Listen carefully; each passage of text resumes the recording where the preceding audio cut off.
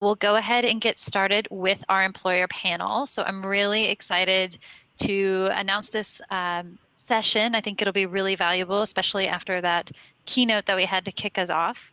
And I am honored to be joined by some top talent from the Charlottesville area. So I'm excited to get to learn from each of you. So if you'll help me welcome our guests.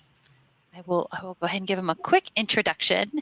So first we have Christina Ho. She is the Vice President of Government Analytics and Innovation at Elder Research. She manages their government business unit, developing analytic solutions to enable impactful government actions. Prior to joining Elder, she was the controller and interim CFO for University of Maryland College Park. She also led the implementation of the Data Act of 2014 as the Deputy Assistant Secretary for Financial Transparency at the U.S. Treasury. So thank you for joining us, Christina. Thank you for having me. Next, I want to highlight Christy Phillips. She is the Chief People Officer at WillowTree, and that is a digital product agency headquartered here in Charlottesville. She leads the teams responsible for hiring top talent across the country and creating a world-class employee experience. So thank you, Christy. Happy to be here. And finally, we have Dana German. She is the Deputy Chief Information Officer at UVA.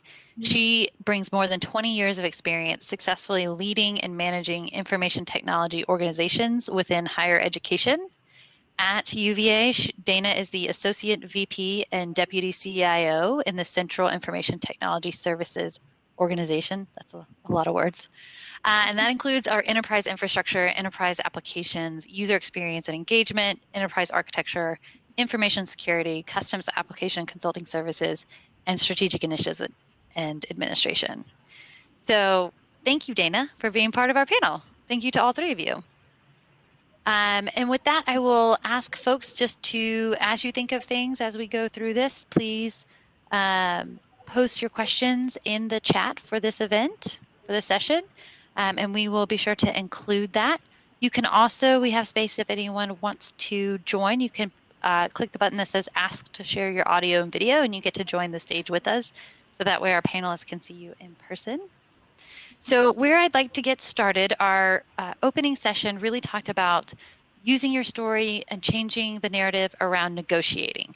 So when it comes to hiring tech talent, what is your expectation when it comes to negotiation? Do you expect your applicants to really negotiate with you, or are you open to it, or is it something that you try and give the best offer at the beginning? I'll let Christy, you start.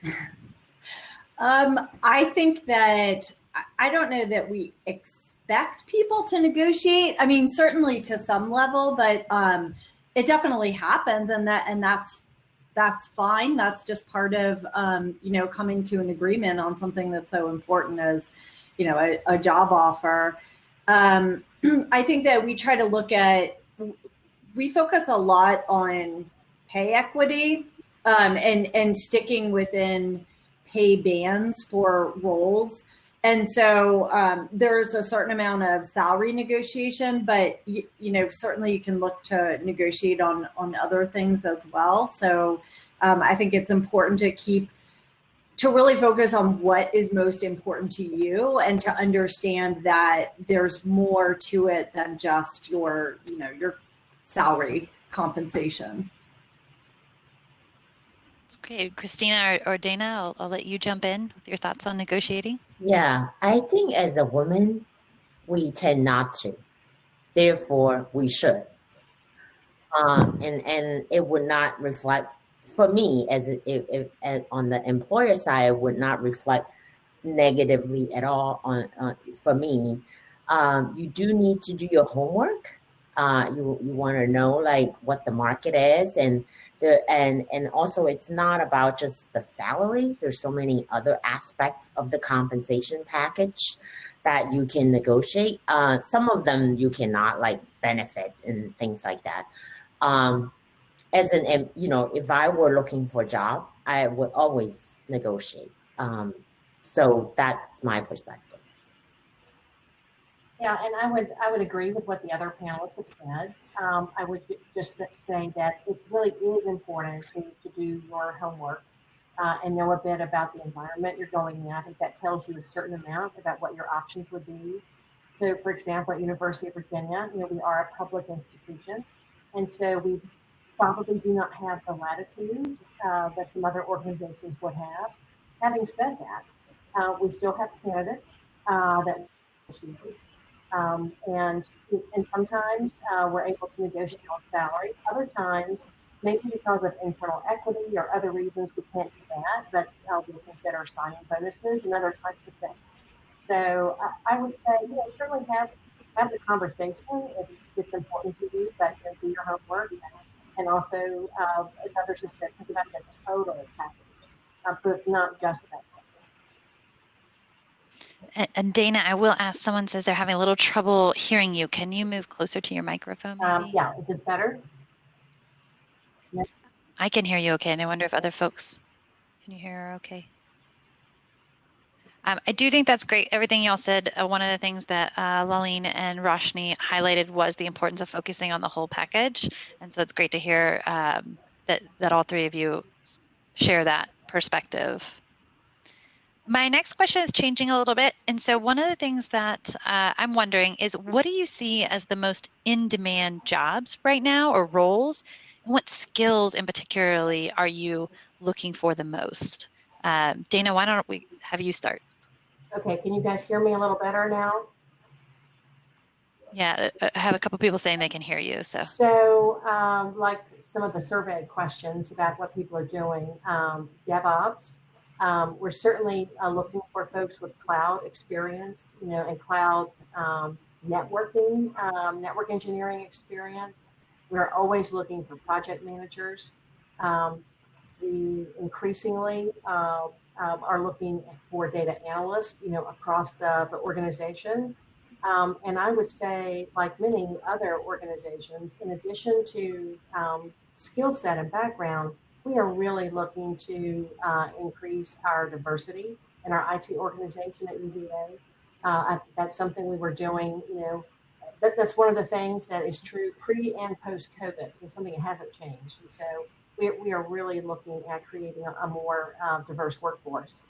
But yeah, I would say there are certain staples, in anything, cloud related, project management, product management, probably not unlike the rest of the planet. Yeah, Christina, would you agree with that, or add anything to that? Yeah, so because elder researchers specialize in data science, we really have a hard time hiring data engineers. And probably at the senior level, data scientists. And I echo Dana's comment about diversity. We don't have enough women or minority practitioners in our firm, and we partly because there aren't that many, and also I think it requires us to be more intentional and take a strategic focus in making sure that we increase our diversity, because I think that is important for the community, important for the business, important to our clients. So that is something that I am also very focusing on. Christy, would you add to that? Yeah, I would say in terms of skill set, we a lot of our engineering is focused on mobile and web development, and that's where we do a lot of our hiring, although we do full stack as well. And I think that we also hire a lot of digital design talent, and that is something that we find hard to hire for in certain locations, Charlottesville being one of those. I think a lot of the top design talent tends to want to live in the bigger tech hubs and places like New York and San Francisco.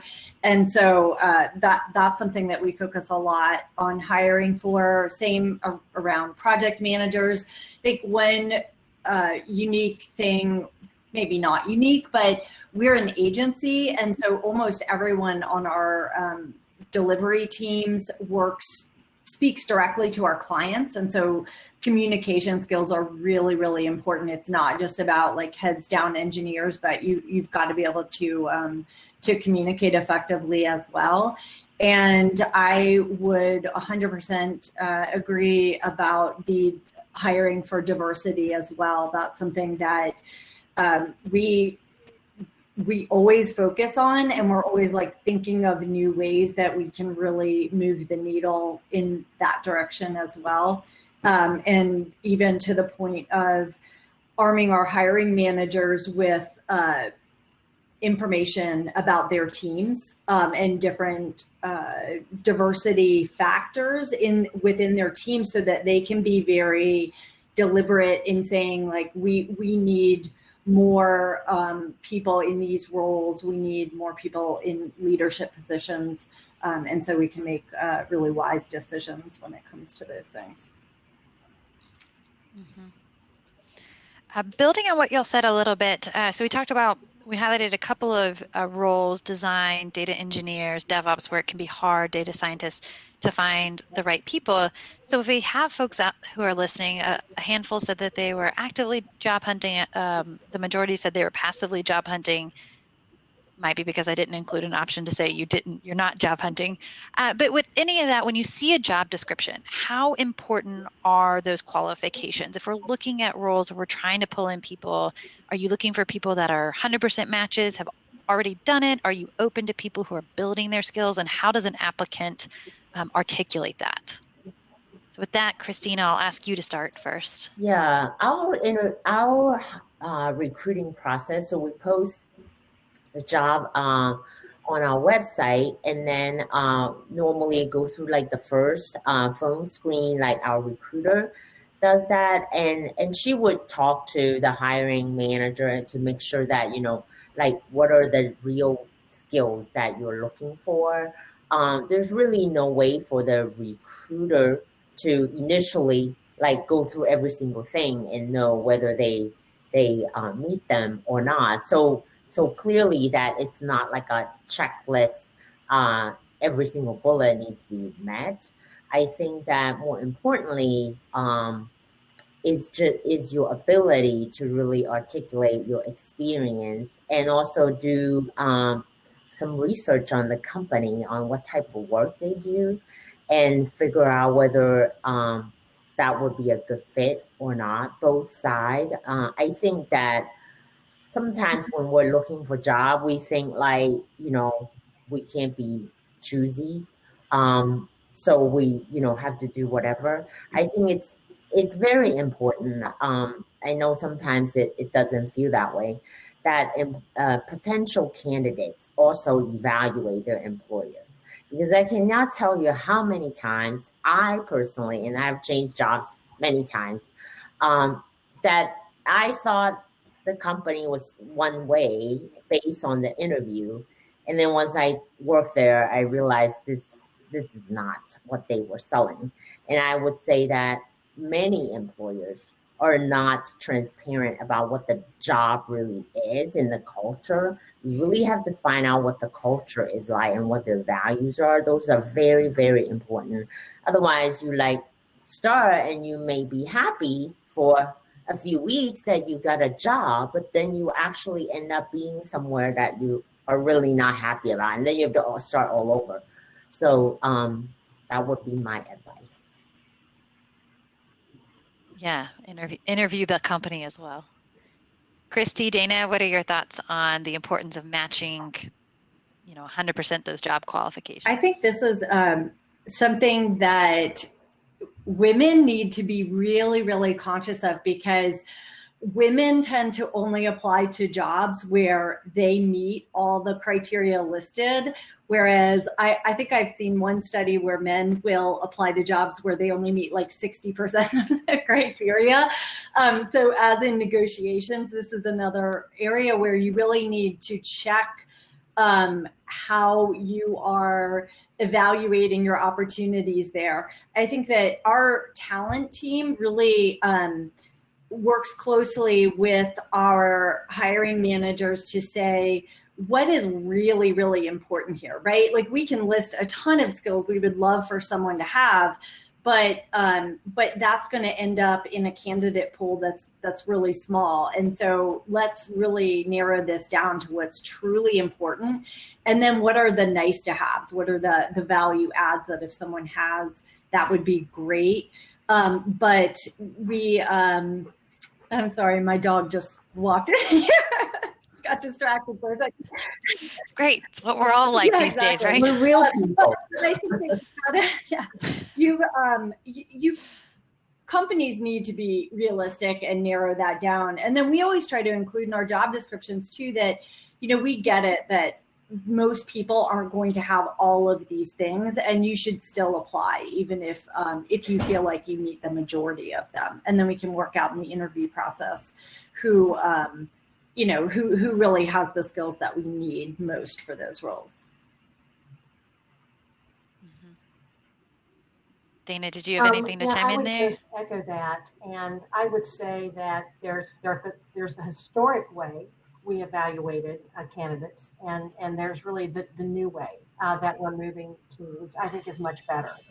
And historically, we've had these long lists of requirements, and our HR folks wouldn't allow us to pass through screening anyone who didn't meet all the requirements, right? That was the legacy way. But now we are really focused on starting to revamp our job postings and have fewer posted written requirements to encourage a much more, a larger and more diverse pool, and hopefully get folks coming from, sort of different walks of life, and recognizing that if we just keep hiring folks the same way we always have, we're not going to really be shaking things up very much. So we're starting to be very cognizant of not having these long lists of requirements and preferred qualifications, but really honing in on those things that matter most. And so that's an evolutionary process for us, but we've been having lots of conversations about that, and we're going to be actively making changes in how we post jobs and how we're screening candidates going forward. And so I would really encourage women to apply, and obviously you never want to misrepresent yourself. But as women, I think we do think, we have to meet, we must check off all the boxes, and not only check them off, but we must feel that we do all these things exceedingly well. And we could be, taking ourselves out of the running for some really great opportunities. So I'm hearing a commonality between that initial screening process and inviting people to apply, as well as that drive to increase the diversity of your applicant pool. So Dana, that's great to hear that y'all are really examining those HR process. We had a few questions come in the chat related to this. Where do screening tools come into play? Are you using LinkedIn to keyword search? Do you have preliminary tools? And is there a chance that people need to think about that when they're applying?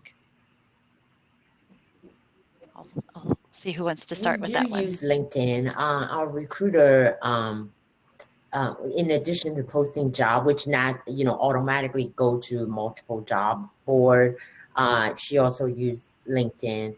And I also post jobs once they are posted, and share that on my LinkedIn page for my network and for people to reshare. I think that we should, while job boards are helpful, I think don't underestimate the power of networking.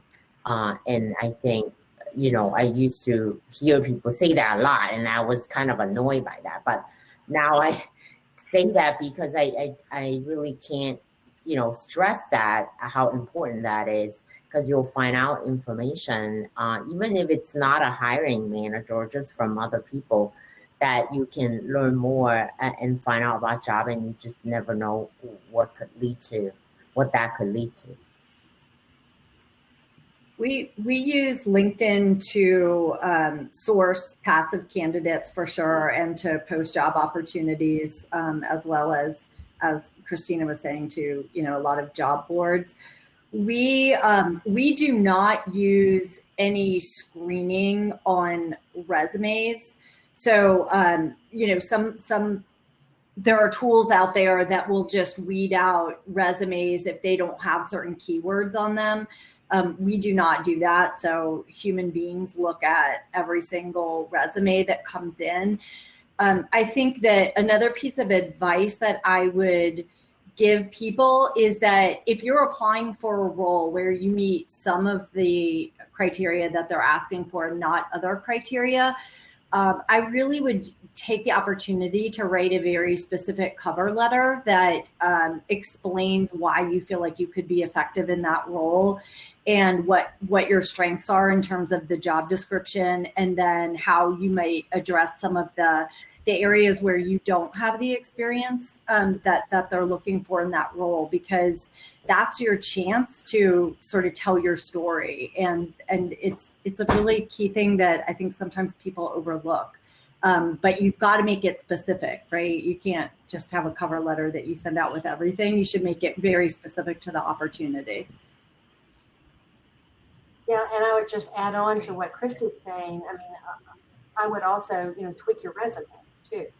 In addition to customizing your cover letter, don't just have a stock resume that you send out. Make sure that you're highlighting things that you really want to call their attention to. And without saying, well, I have no experience in this, you can talk about really strong experience in other areas. So you can, honestly reflect, where you feel you shine. But I would definitely tweak both the resume and the cover letter. That's great advice. There were a couple questions related to negotiating the passive clients, since you mentioned that, where if somebody either feels like they don't have all the skills, should that affect their negotiation? Or if they're a passive applicant that maybe you reached out to and found through different sources, would that impact their ability to negotiate? I don't think you would really get to a negotiation stage until, and it may very well be initially you felt like you don't meet all the, you don't check all the boxes. And if it's gotten to a negotiation stage, clearly the employer see something valuable in you, and that checking all that boxes, wasn't the most important thing. So I wouldn't, let that drive negotiation. We're in a war on talent. I mean, even the university, high school graduation rate is going to start declining by 2025, and the workforce is going to be smaller. So, there's a lot more demand probably than supply. So I would not let those kind of things, self-constrain you. You really need to understand the value that you are bringing to the company, and own that and feel comfortable with that. And that will help you negotiate, not so much what's on the, job posting. That's great advice. Another question that I wanted to jump back to is when we're going through the screening, a lot of people will put keywords on their resume. They'll say they know different technologies. So what is your vetting process to make sure, while we do welcome, a variety of skills, that you can actually back up what you claim on your resume? So I'll jump in. So we have at least really a sort of a 3-step process. We will have one or more people, so generally the hiring manager and perhaps a team of people that would be sort of screening resumes, and that's after our HR folks have done a certain amount of screening as well. And so, when you're looking at a piece of paper, you really are looking at language, you're looking at keywords, you're looking at grammar, you're looking at communication skills, you're looking for attention to detail. And I find it really annoying when I'm looking at resumes that are full of grammatical errors and typos and all of that. But occasionally something so compelling that's okay, but you should be mindful of that. And so that's sort of the first process. And then we typically will have a telephone interview, which is morphed into a video conference interview. And that will normally be with a small group of people. And then after that, pre-COVID, In higher ed, we have a pretty rigorous interview process where we would invite folks on grounds, and we would spend actually a full day with them. We would with different stakeholders and different subject matter experts and colleagues throughout the organization. And so throughout that process, based on interview questions, sometimes folks are asked to come and make a presentation and they're given information in advance about what we're looking for. So through that process, we keep sort of peeling back the layers of the onion a little bit more, each way through. Because at the start, you're basing it on resume and cover letter, unless it's someone that the networking more knows something about. So we just keep sort of digging deeper as we go. Yeah, we have. I'll say. Yeah, we have technical interviews because, like, for example, I'm not a technical person. Like, I wouldn't know if somebody truly know what they put on their resume or not. So our process actually I changed our process a little bit.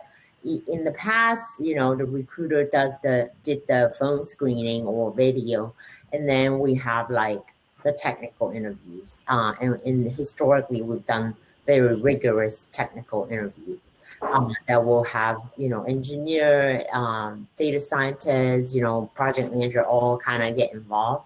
And then if they say, good, then it will move to like the hiring manager. I actually switched that recently, that I wanted this hiring manager to do the interview first. So for example, for my position, I do the interview right after the recruiter on initial phone screening. And the main reason is I think sometimes the technical interviews, especially because we have such a difficulty finding good candidates, that the technical interview tend to be a bit like, I don't know, testing. And I just don't think that's the best experience for candidate, to go through like the first, I think it's so much about us, sharing and helping the candidate to feel comfortable with the company. And that I want to take the time to make sure they know what we're about and what we do, and give them opportunity to ask questions and feel comfortable that this is truly the right place before we go to the technical interview, because I think I don't want that to be the candidate's first experience.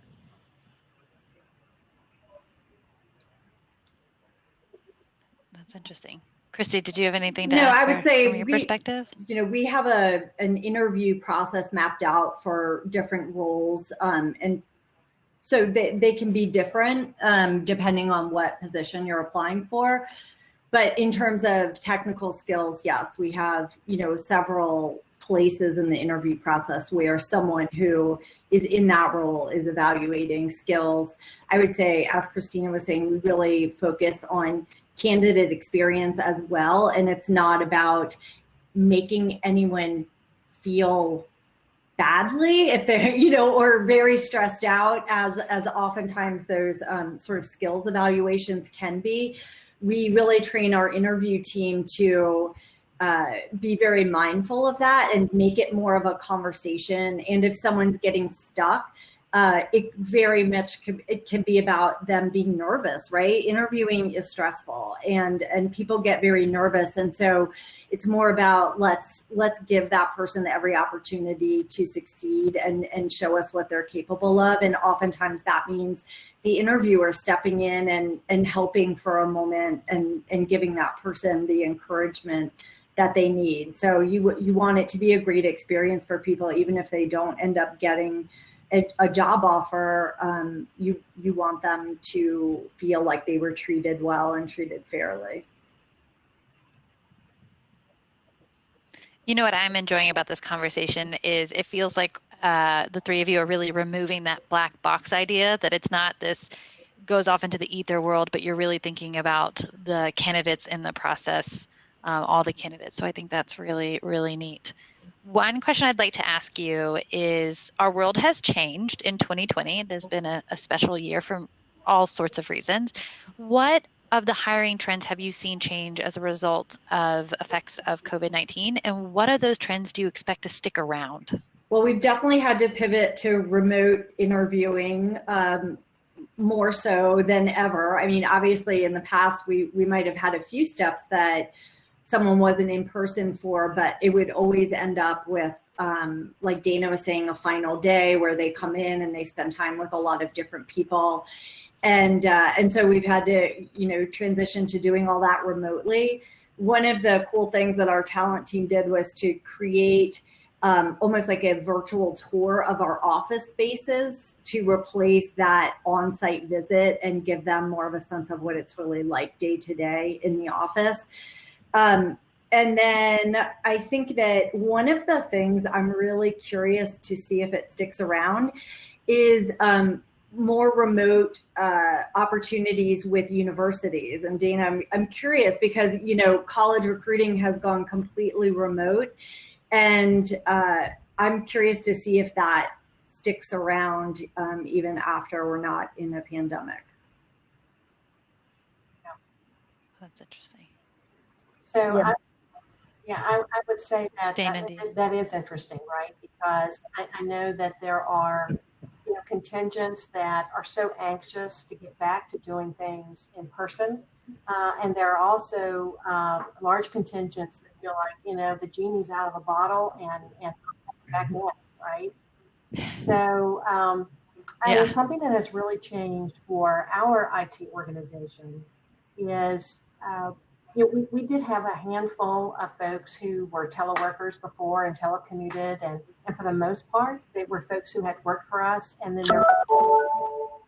and they continued working for us because we already knew them, we had a relationship with them, we knew they were productive, but we seemed to be sort of opposed to this notion of hiring someone that was largely going to work remotely. But COVID has really changed that, right? We've all proven that we can do this very effectively. I think we've become very flexible and very creative, and I see us having some sort of hybrid workforce forevermore, at least in our IT organizations. I can't speak to the rest of UVA, but it's hard to envision a time where we will ever again have an entire project team or an entire group or a sub-organization within IT where everybody will be in the office all day, 5 days a week. I think that is gone. I mean, I think we will have offices and cubes and things to come to that are ours, but I think we're in a hybrid workforce forevermore. And so that's what completely changed our views about being willing to hire someone that perhaps lives in another state, or, it has just completely changed that for us. And I think, COVID has been a major accelerator of digital transformation, I think, in so many different ways. We've gotten to places far more quickly than we would have otherwise. And I think our views on remote work and hiring people that don't live in our geographic area and aren't going to relocate to come work with us, I think our opinions about that have changed most likely forever. Yeah, I agree with all that. The only thing I would add is something that I hope will change, but I don't know what the right way is. One of the things I've been working on is to figure out how to make our interview process more women and minority friendly. I think the traditional interviewing process is not women, well, not friendly for people who are like, already have difficulty talking about themselves. I mean, we don't, not that I'm trying to equate, getting hired to marriage, but we don't like date somebody 2 times or 3 and get married. But we expect that, we do that kind of thing with interviewing, and we put people in a situation that they are expected to be, having their best. And then when we start working, I think we need to figure out a way to really be real and authentic, both from an employer-employee perspective to make it more effective. Because I think ultimately it's better for the company and the employees to make sure there's a right fit, because it costs money to recruit. it takes time for the employees to prepare. If it's not a good fit, it's like a waste of everybody's time. So, but I don't have an answer for that. Like, I'm working on trying to figure out how we can change our sort of the way that we do interviews. Well, if you're okay, I'll invite if anyone has ideas to share, to please put them in the chat. I will, conscious of time and respectful of the time that the three of you are really giving to all of us, which has been amazing, I will go ahead and wrap us up. And I'll ask you just a last question to close us out, which is, if the people attending could take away one thing from today's discussion, what would you want that to be? I'll let whoever's ready. I would say go first. To understand your value within the tech community, and that companies need more women in their tech positions. You are going to be highly valued, and to make sure that you approach job interviews that way. And I think that also it's to understand that there is so much opportunity to learn the skills to get those jobs that you want online for free. And so, there's really nothing holding you back. Well, I would encourage, and I don't think I could add too much to what Christy said, because that's exactly, that's like the most important thing. But I will also just reiterate, I said earlier, is really you want to continue to broaden your network, use your network for your job search. You can find out about the company, go into LinkedIn and see if you know somebody who's already there, or who knows somebody who might be able to introduce you. So don't be afraid to ask for help, for someone to make a connection, and then reach out to the contact directly. Yeah, I think those are all great suggestions. And I guess maybe one other thing that I would add is, when you get to the point of your interview process, hopefully they are sharing a lot of information with you about what that process is going to look like. But if they don't ask, I would say, trying to be as prepared as you can be. And I would say it's perfectly fine to ask questions about, okay, well, who will I have the opportunity to meet with? What is the process like? But, any particular things that you'll be, looking for, or that I should stress, because people want you to interview successfully, but organizations don't always do their best job in helping prep candidates. And so you can help step up and ask for more information about the process. And I think that will help with a sort of a nervous factor, but also just help you be prepared to present your best self during the interview process.